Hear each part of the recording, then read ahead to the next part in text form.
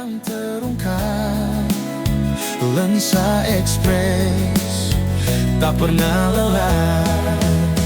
Lensa Express. Haryono Benian Sekretang ya, Chef. Yang paling senior atau yang paling tua siapa? Legend sepangkalan tapi usia mungkin lebih tua berapa? Gale ya? Gale ya, di saat Benian dan Gale ya?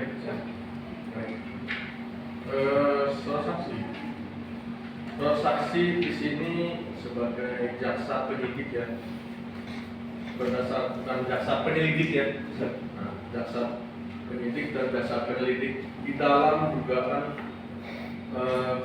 perkara tindak pidana korupsi penyimpangan penyelewengan dalam kegiatan pembangunan sarana dan prasarana pabrik tepung ikan oleh Dinas Kelautan dan Perikanan Kabupaten Kota Barat yang bersumber dari dana APBN tahun 2016.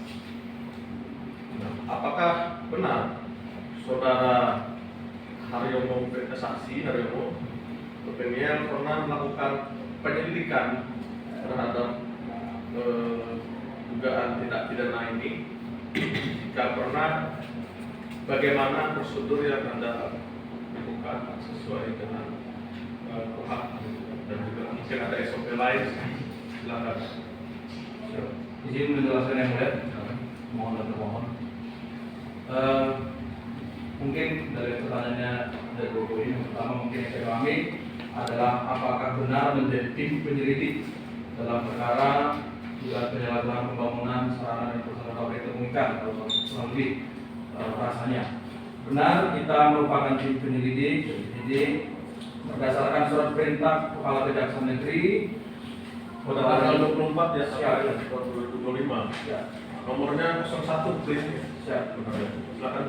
Selanjutnya kita bekerja berdasarkan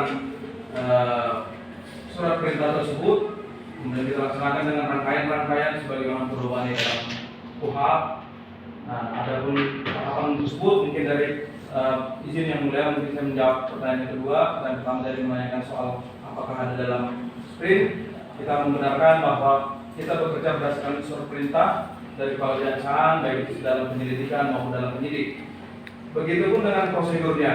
Prosedur jika sebagai tim penyelidik atau penyidik bahwa pertama kita menanggapi terhadap adanya laporan atau temuan dari tim penyelidik lapangan, kemudian meneruskan ke pimpinan.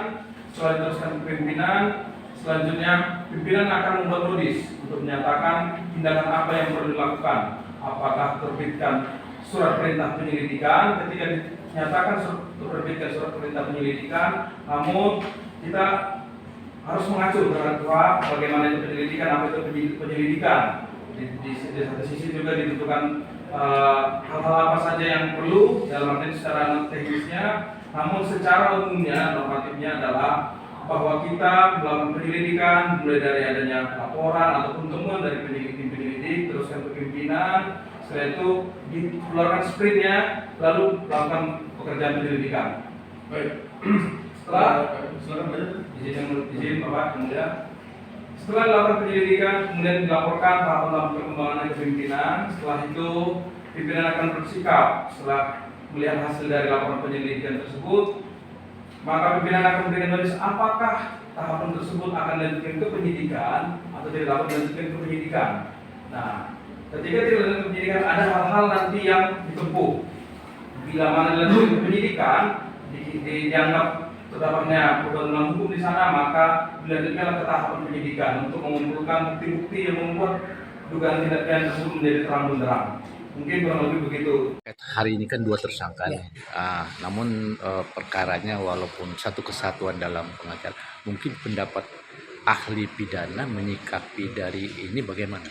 Tidak ada bedanya, karena esensi daripada pra peradilan adalah pengadilan negeri itu punya kewenangan untuk melakukan pengawasan horizontal terhadap penyidik agar tidak terjadi kesewenang-wenangan dalam melaksanakan tugas profesi mereka. Jadi sama aja dengan yang pertama. Apa yang saya sampaikan itu adalah esensi-esensi dari filosofi pra peradilan, filosofi KUHP. Jadi filosofi KUHP itu adalah menghargai, menjunjung tinggi hak asasi manusia. Sedangkan filosofi daripada pra peradilan adalah pengawasan horizontal terhadap penyidik agar tidak terjadi kesewenang-wenangan dalam melaksanakan tugas pokok dan fungsinya. Demikian. Terima kasih.